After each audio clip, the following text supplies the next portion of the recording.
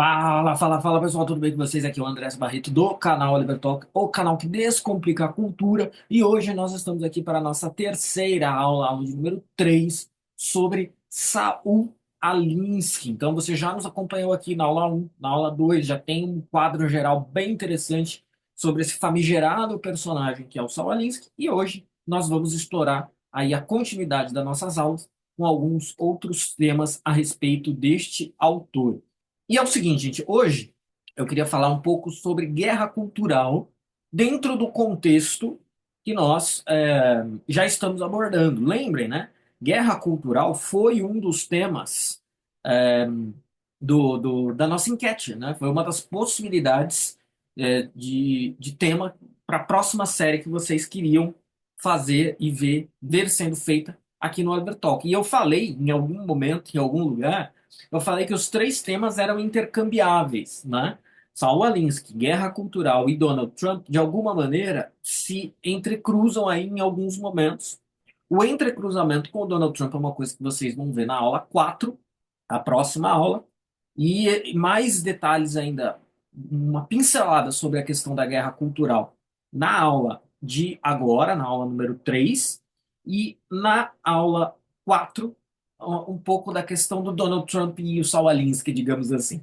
Como é que a gente pode relacionar os dois de alguma maneira. Então, gente, vamos lá. Vamos aqui fazer o mesmo movimento das outras aulas, né? Vamos entender um pouco essa coisa da guerra cultural, porque guerra cultural é um daqueles assuntos, eu disse isso na apresentação da enquete, que guerra cultural é um daqueles temas que viraram uma espécie de detrito no discurso da bolha conservadora, da bolha de direita, né? Civilização ocidental, comunismo, marxismo cultural, globalismo, tudo isso, e a popularização dessas palavras, por um lado, ela até pode ser considerada como uma vantagem ou como algo positivo num contexto de guerra cultural, inclusive. Porém, quando você. Esse é o ensinamento do Saul Alinsky. O Saul Alinsky diz que a gente precisa ter um cuidado ao afinar as nossas estratégias para que a gente insista o suficiente num determinado. Para que a gente insista o suficiente num determinado ponto, mas que a gente não esgote este ponto, tá? E eu acho que esses termos, eles fazem referência um pouco a essa estratégia do Saul Alinsky. Por quê? Porque acaba virando um xingamento, acaba virando uma demonização. Por mais que seja algo que mereça ser demonizado, você vai criar uma coisa caricatural se você transformar isso num puro xingamento, numa pura demonização. E guerra cultural, não, porque nós precisamos combater a guerra cultural, porque a guerra cultural é importante. E tudo isso é verdade. Só que assim, primeiro problema, isso é uma coisa que eu aprendi uma vez com o Silvio Grimaldo, e eu nunca esqueci, eu sempre cito isso. Provavelmente o Silvio estava fazendo menção a algum ensinamento do Olavo. Não existe guerra cultural sem cultura, né? Numa das aulas anteriores sobre Saul Alinsky, a gente até falou, né?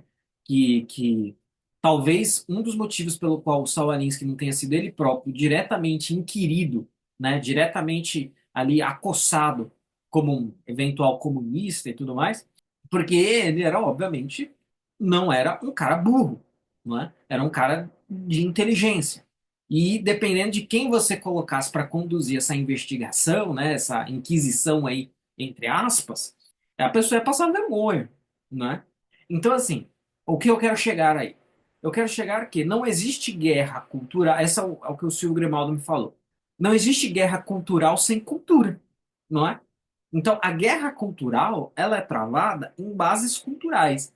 E eu percebi, nos setores conservadores em tempos recentes, uma espécie de sensação de que a guerra cultural é só o trabalho da internet. Eu tenho criticado muito essa questão da mitada na internet, né? Que eu falo que a mitada só é a lacrada invertida. Não porque isso não deve existir. Eu acho que isso é extremamente importante. Isso pode ser ali o estalo, né? O estopim para algumas pessoas partirem para uma reflexão mais profunda e mais refinada. Mas o que eu vejo muita gente fazendo é colocando isso num altar, num pedestal, que isso na verdade não tem. E isso também não é a guerra cultural, tá? Pelo menos assim, se é só isso que você faz, não. A gente até pode entender uma disputa de narrativa na internet, onde eu acho que é bastante claro que a direita tem uma vantagem, né? E vários esquerdistas admitem isso. A gente até pode enquadrar isso como um elemento da guerra cultural, mas não é só isso, de longe, que explica, que representa a guerra cultural, tá? A guerra cultural não é apenas esse traço, não é apenas essa característica. Porque, entre outras coisas, como eu disse, a linguagem da guerra cultural é a cultura. E cultura não é só YouTube, não é só Instagram, não é só Twitter, X, seja lá o que for, né? Cultura é teatro, cultura é cinema, cultura é arte plástica, cultura é literatura. E convenhamos, se por um lado a direita consegue ser predominante no mundo da internet, que hoje é muito forte, etc., como eu disse, isso é inegável. Nesses outros quesitos, principalmente no Brasil, tanto nos Estados Unidos quanto na Europa, eu que acompanho os movimentos conservadores, eles são melhores nisso. E talvez não sejam. Nos Estados Unidos, eles são bons na internet também. Na Europa, eu tenho mais alguma restrição. Mas pelo menos assim, eu vejo que eles têm mais discernimento com relação ao que é a cultura e a guerra cultural e que você precisa produzir. Então, outro clichê, né? Alta cultura. Não, porque nós valorizamos a alta cultura, porque nós exaltamos a alta cultura. Mas quantas pessoas dessa turma, quantas pessoas dessa bolha produzem alta cultura, trabalham alta cultura? Então, refletir sobre tudo isso, se você está pensando em fazer prevalecer, ou não é nem fazer prevalecer, mas eu acho fazer com que fique disponível no mercado de opções das ideias uma visão de mundo conservadora, ou de direita, ou de não esquerda, você tem que refletir sobre esse tipo de coisa, não é? Mas eu vejo não apenas a galera dessa bolha de direita não refletindo sobre isso, como muitas vezes até mesmo desprezando isso. Né? Isso vai envolver, por exemplo, o mercado editorial. Né? Eu estou compartilhando aí na tela para vocês uma postagem do blog da Boitempo, que é a editora que publicou o livro do Saul Alinsky, que a gente vai dar uma batida de olho nesse texto daqui a pouco, mas isso é um exemplo de guerra cultural também, guerra cultural alinskiana. Né? Então, essa coisa do você enquadrar muito bem o seu adversário, né? O seu adversário precisa estar muito bem enquadrado.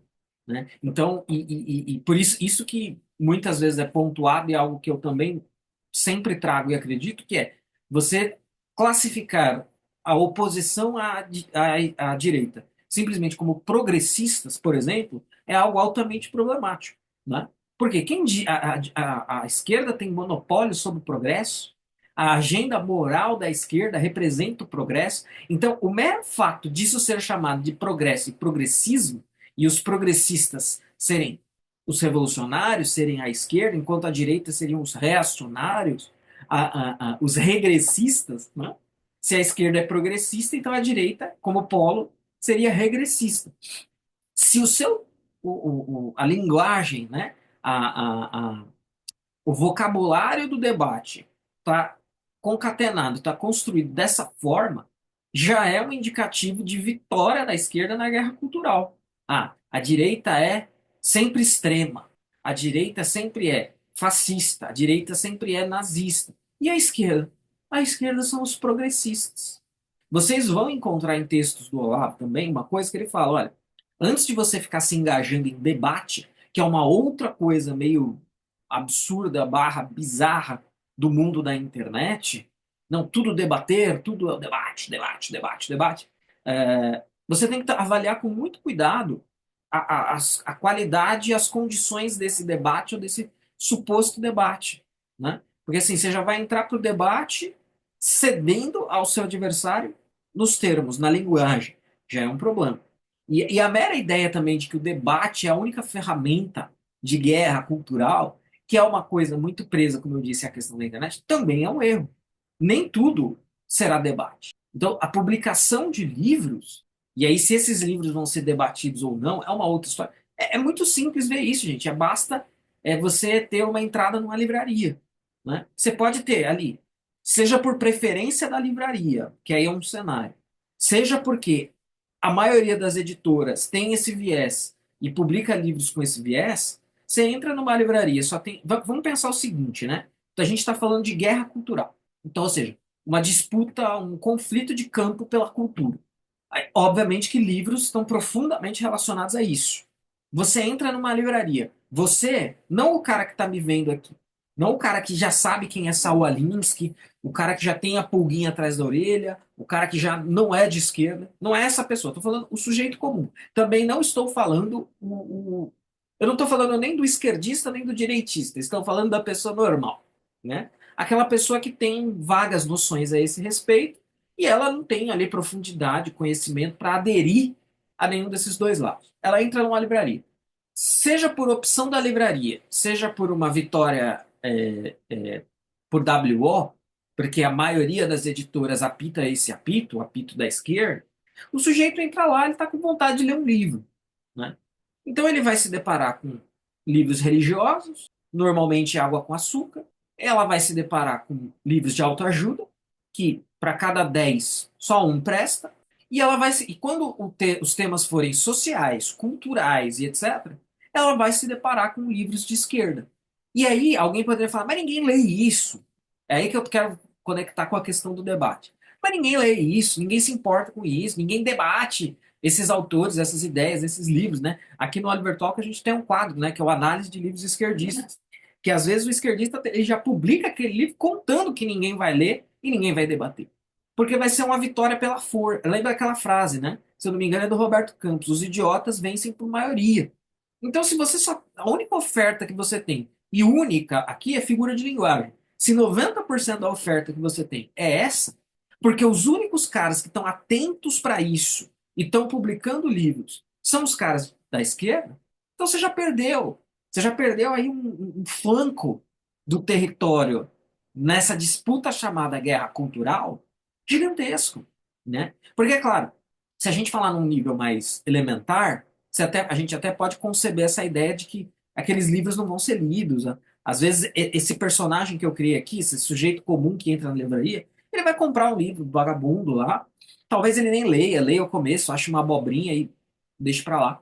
Mas em termos de publicação de livros, num outro degrau, alguns livros que, num contexto muito menor, mais acadêmico, um pouco mais sério, esses sim vão ser lidos. Isso também, por que só se discute questões de esquerda, só se fala, principalmente nos meios letrados?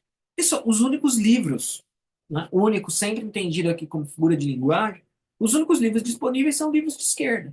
E aí conecta com aquilo que eu falei. É, se a direita, tudo bem, eu acho que nesse campo, no campo dos livros, a gente teve, esse movimento ele já se arrefeceu, tá? Hoje ele é muito menor do que ele já foi. Tá? Digamos assim, o mercado editorial de livros conservadores, de direita, sei lá o quê, ele já foi muito melhor do que ele está agora. Mas isso é uma outra reflexão. Agora, se você ignora esse aspecto, né? E aí eu vejo muita gente nessa bolha que tem desprezo por leitura, desprezo por livros. Ah, isso é besteira, o que importa ali é o chão de fábrica. Porque na direita tem isso, né? Por influência do liberalismo, tem essa coisa. Não, o importante é o cara ser empreendedor.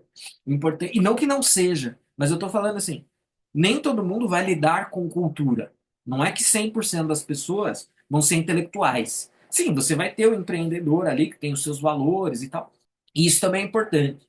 Mas alguém, eu sempre falei isso, alguém precisa meter a mão na massa. Alguém precisa meter a mão na lama. E aí, lama é uma boa imagem, porque às vezes o negócio é sujo mesmo. Alguém precisa desbravar esse terreno a cotoveladas, abrir caminho, né? E se fazer ali presente nesse universo. E só que assim, se 80% são burros, são broncos, 10% tá mitando na internet, 5% acha que isso é abobrinha, porque o importante é ser pipoqueiro, é ser, né, vender alguma camiseta com a cara do Bolsonaro na internet.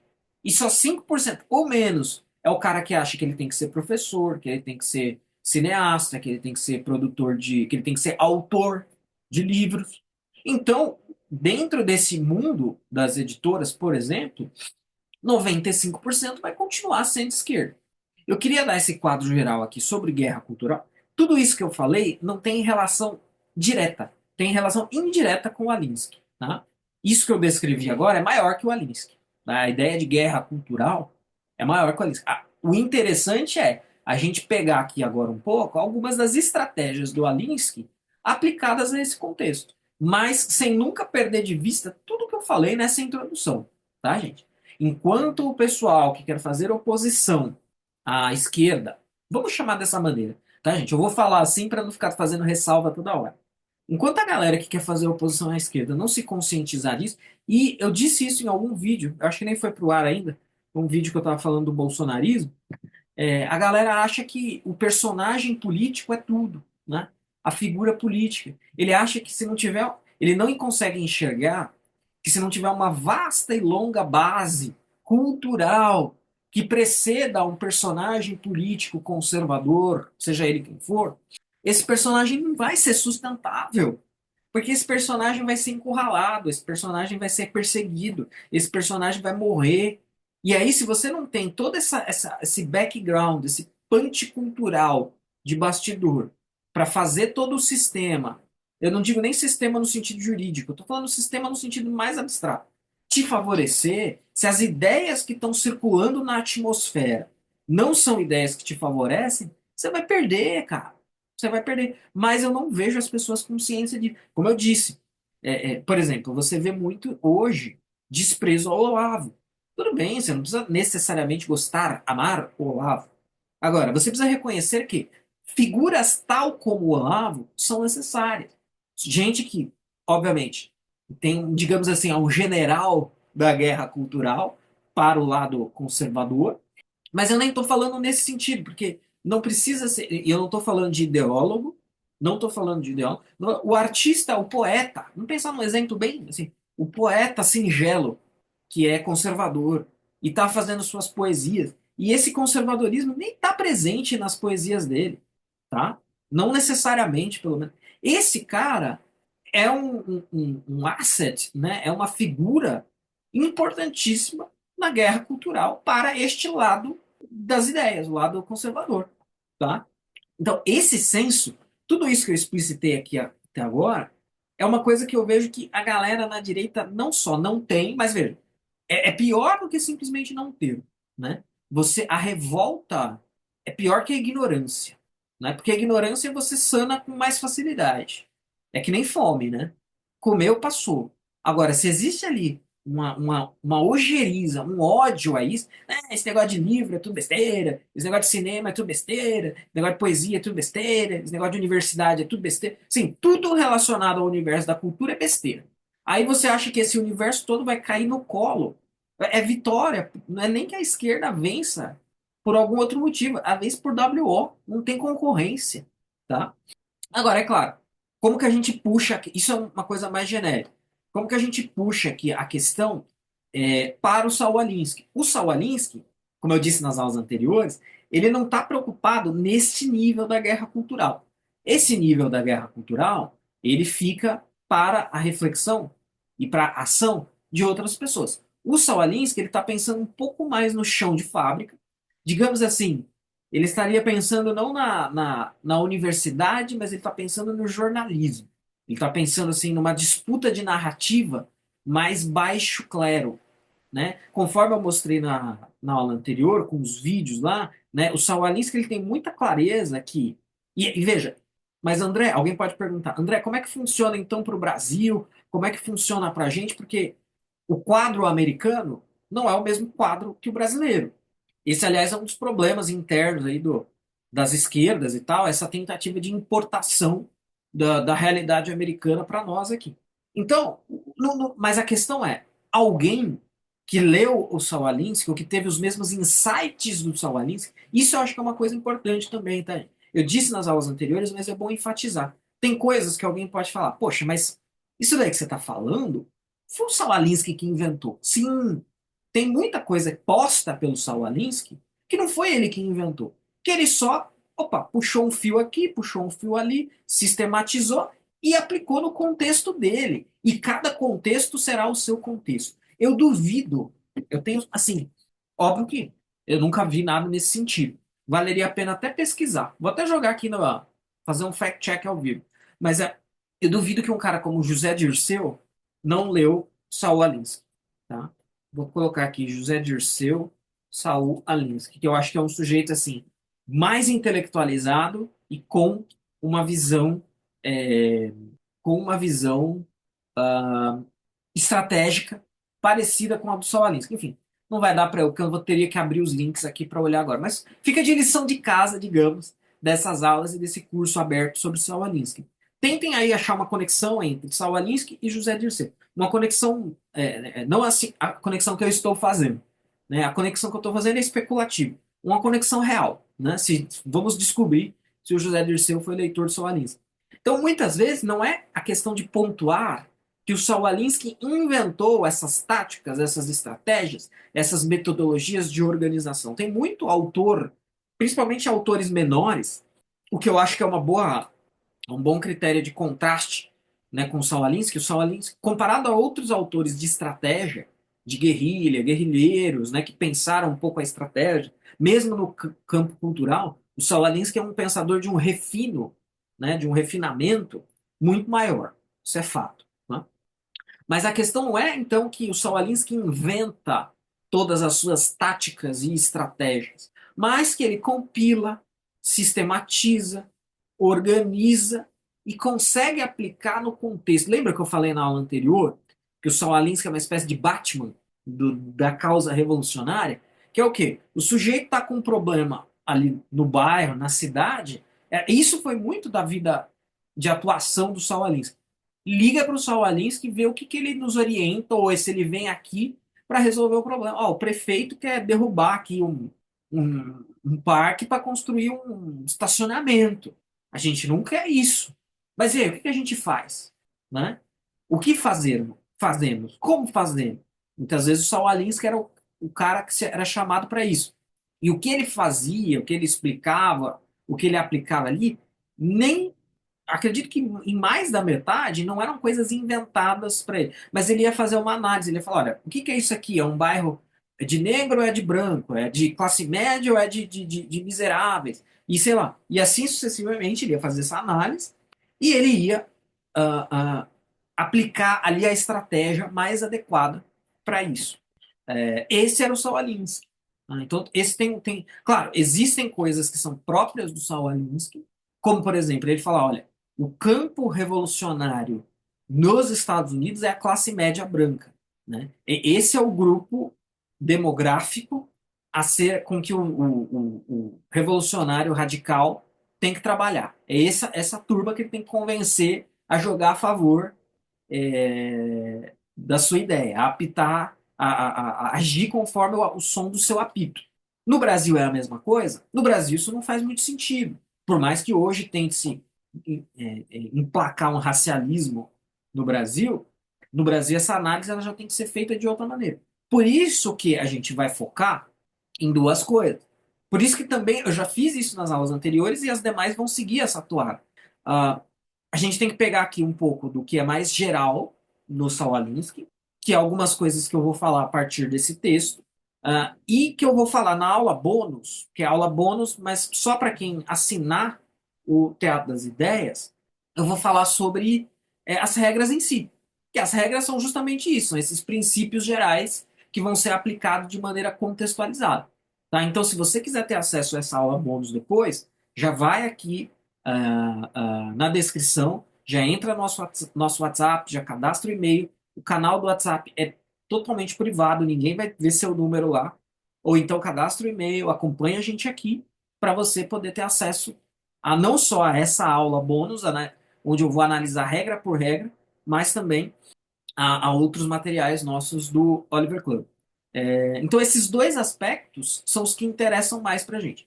Por exemplo, eu nem lembro se eu citei isso nas aulas anteriores, mas isso é algo que vale a pena ser citado novamente. Eu falei muito que quem viveu a era Obama foi capaz de observar algumas coisas. Então, por exemplo, a ideia de você enquadrar o personagem político de maneira muito precisa e específica numa característica, não, o Obama era o cara negro, o George Bush era o cara burro, né? Ele foi amplamente retratado pela narrativa midiática oficial, não, esse cara é um caipira burro, né? Um texano ignorante, o que não é verdade. Eu, ainda mais hoje, tenho muitas reservas ao George Bush, mas esse não era exatamente o caso dele, né? Era um cara com uma formação acadêmica padrão, um cara ali que tinha sua articulação, enfim. Burro, burro ele não era. Ou seja, você pode falar muitas coisas, que ele era mais limitado que outros, que ele era um fantoche do Dick Cheney, que era o vice, e ele era alguém que servia à indústria da guerra. Tudo isso pode ser falado. Mas nada disso tem a ver com ser burro, né? Mas esse enquadramento é uma coisa que o Sawalinsky falava que era absolutamente essencial. Então, o Bolsonaro genocida, o George Bush burro, o Barack Obama, o negro. Só que olha só, você enquadrar o político bem articulado, jovem, progressista, como o cara negro, depois que você inculcou nas pessoas uma série de culpas raciais, né? O cara que vive em 2025 é culpado e responsável pela escravidão. E você consegue enquadrar o sujeito como o negro, pô, é uma baita de uma vitória, né? Por quê? Como que você espia essa culpa? Votando no cara negro para presidente. Então, assim, foi uma coisa de gênio, uma coisa genial, uma construção ali de tempo. Essa é uma outra coisa que eu vejo de diferença em geral, principalmente nos níveis mais elevados entre direita e esquerda. A esquerda ela tem um senso de tempo mais consciente do que a turma da direita. Então, esses enquadramentos fascista, tudo é fascismo. Agora tudo é fascismo. Isso virou até uma série de livros. Outro dia, fazendo esse exercício que eu falei para vocês, né? Depois que eu tenho os meus livros hoje em dia, então sempre que eu estou diante de uma livraria, eu gosto de entrar, dar uma olhada, ó, o que está exposto, o que está em destaque, se tem meus livros, se não tem, e também as novidades, né? Tem até uma série de livros hoje. Ah, agora tudo é machismo, agora tudo é comunismo, agora tudo é fascismo. Escreveram uma série de livros, isso para justamente enfatizar essa ideia. Eu não li os livros, não vou ler porque não me interessa, mas eu tenho certeza que a narrativa dos livros é que sim, na verdade, quem está reclamando que tudo é fascismo está errado, porque tudo é fascismo mesmo. Tenho certeza que a conclusão do livro é essa. Então, esses enquadramentos muito específicos, eles são uma recomendação do Sawalinsky, é uma estratégia de guerra cultural, né? Então, se você conseguir enquadrar seu inimigo da maneira adequada, você tem uma vantagem gigantesca, uma vantagem aí maravilhosa, tá? E você vai colher o sucesso disso no decorrer do tempo. E aí, né, olha só esse texto. Então, a Boitempo foi a editora, como eu disse, que publicou o livro Regras para Radicais, do Saul Alinsky, ano passado. E olha o título do texto, né, gente? O título não poderia ser mais alinskiano. Conheça um dos autores mais odiados pela extrema-direita, né? Então, peraí. Você não pode ter ressalvas a um autor sem ser de extrema-direita? O que está nitidamente feito aí, gente? É um puro enquadramento. Todo mundo que critica o Saul Alinsky, na verdade, o odeia. E, veja, odiar é uma coisa, tecer críticas é outra. E todo mundo que faz isso é de extrema-direita. Mais alinskiano que isso, não é? Impossível. Então, eu achei. O texto é curtinho, dá até para a gente ler junto aqui. Eu achei que a Boitempo deu uma boa afufada no Saul Alinsky, né, como eu falei nas aulas anteriores, pela mudança no subtítulo do livro, uma coisa ou outra que eu li a respeito dessa edição também. Eles deram uma boa aliviada. Não parece que esse cara foi um revolucionário radical, estagiário da máfia, né? Pupilo do Al Capone. Não parece que é uma flor, um girassol, né? É, um belíssimo girassol, um alecrim dourado, né? Quando a gente sabe que não é nada disso. Então, vamos ver o que se eles falam alguma coisa da extrema-direita aqui, né? Saul Alinsky foi um destacado organizador comunitário e autor cuja influência ressoa profundamente no campo do ativismo social e na teoria política contemporânea. Isso é um ponto bom, né? Porque existe aquela dialética da discussão com a esquerda, né? Você traz uma coisa, ideologia de gênero, Saul Alinsky, marxismo cultural. A primeira onda de resposta, né? Não, não existe. Saul Alinsky, não importa. Marxismo cultural, teoria da conspiração. Foro de São Paulo, é só uma reunião. Existe a relativização ou a negação. E depois que você vai provando por A mais B, não, mas na verdade é isso e aquilo e tal e tal. Aí os caras partem para uma outra. Eles falam, não, na verdade é isso mesmo, e isso é legal. Eu acho que então, essa admissão aqui, que o Saul Alinsky é um cara importante para esses campos, né? Por mais que eles estejam enquadrados de maneira fofa, como ativismo social e teoria política contemporânea, pelo menos os caras estão admitindo a importância do sujeito. Nascido em 1909, em Chicago, Alinsky dedicou sua vida a transformar comunidades e promover mudanças sociais significativas através da organização de base. Seu trabalho é frequentemente associado ao conceito de organização comunitária, uma abordagem que visa mobilizar os cidadãos para lutar por justiça social e econômica. Viram o que eu falei da questão do processo de afofamento?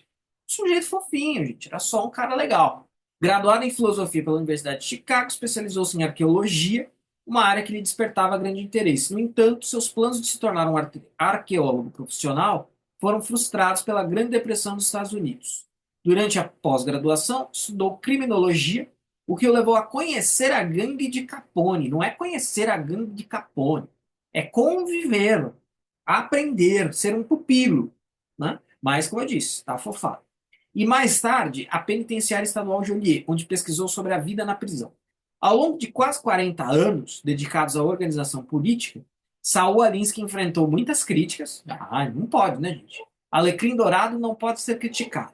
Mas também recebeu elogios de diversas figuras públicas. Sua atuação como organizador comunitário foi centrada na melhoria das condições de vida em comunidades empobrecidas em todo o país. Na década de 50, ele concentrou seus esforços em melhorar as condições nos guetos afro-americanos, começando por Chicago e expandindo seu trabalho para outros guetos na Califórnia, Michigan e Nova York, além de diversos outros locais de conflito social. Na década de 60, foram adotados por estudantes universitários e organizadores da contracultura que as integraram às suas estratégias para formar organizações nos campi universitário e em outras instituições.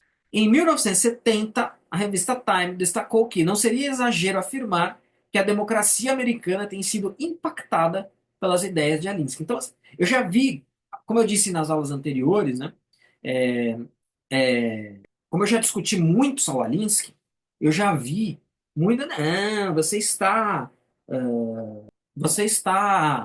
exagerando, esse cara não é importante, você está pegando uma figura excêntrica aí e exacerbando a sua importância. Na verdade, não. Regras para Radicais, publicado pela primeira vez em 1971 e escrito em meio a efervescências políticas como a Guerra do Vietnã e a luta pelos direitos civis, tornou-se uma obra de referência na formação de ativistas. No livro, Alinsky apresenta os princípios teóricos e políticos do movimento de organização de comunidades estadunidenses, e em especial as urbanas.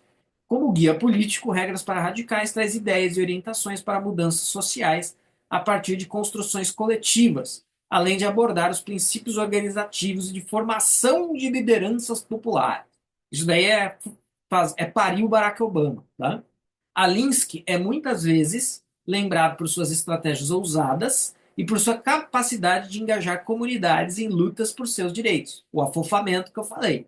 A extrema-direita tem verdadeiro fascínio por suas ideias e táticas, consideradas manipuladoras e subversivas. Não, imagina. Mas isso ele próprio dizia, meu Deus do céu.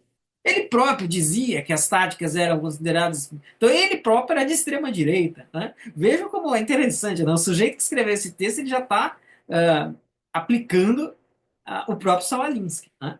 Saul Alinsky faleceu em 1972, mas seu impacto continua a ser sentido. Seus métodos e filosofias, não entendo isso, continuam a influenciar organizadores comunitários, ativistas e líderes políticos ao redor do mundo, destacando a relevância contínua de sua visão para a mudança social.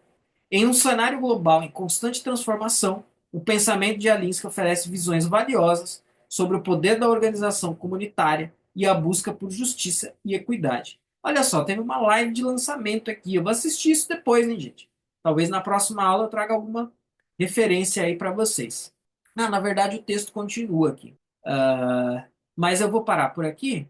Não, vamos continuar, vamos terminar aqui. Publicado pela primeira vez em 1971, Regras para Radicar. Ah, não, mas aqui ele já está retomando, né? A obra chega pela primeira vez ao Brasil em meio a disputas jamais imaginadas por Alinsky, como a concentração de poder das Big Techs, a ascensão da extrema-direita no mundo e novos debates sobre identidade e interseccionalidade. Para Áurea Carolina e Roberto Andrés, que assinam a orelha da obra, as táticas propostas pelo autor permanecem atuais. Elas foram pensadas para que o lado mais frágil da sociedade seja capaz de vencer as disputas contra aqueles com muito poder. Ah, é muito legal, né, gente? Muito fofo esse Saul Alinsky. Esse Saul Alinsky é uma gracinha. Diria Hebe Camargo sobre Saul Alinsky. O menino era uma gracinha. É incrível como... Também acho que isso tem uma coisa meio do brasileiro, né? Se não transformar tudo num negócio meio Nutella com leite ninho, né? Acho que as pessoas nem compram. Mesmo os revolucionários aí, se não transformar num negócio assim, não cola para a grande maioria das pessoas. Mas então, gente, eu explorei aqui nessa aula de hoje um pouco essa questão da guerra cultural e uma pincelada da presença do Saul Alinsky nisso. O ápice dessa questão são as regras que a gente vai analisar na aula bônus no final. Tá? Então, acompanhe as aulas anteriores, se você não viu, acompanhe a próxima e assine o nosso clube para você ter acesso à aula final, onde eu vou analisar regra por regra de Saul Alinsky, certo? E se você quiser ficar por dentro disso, não perder essa oportunidade, entra aqui nos links que estão na descrição do vídeo que você vai ficar informado o tempo todo. Um forte abraço a todos e até lá!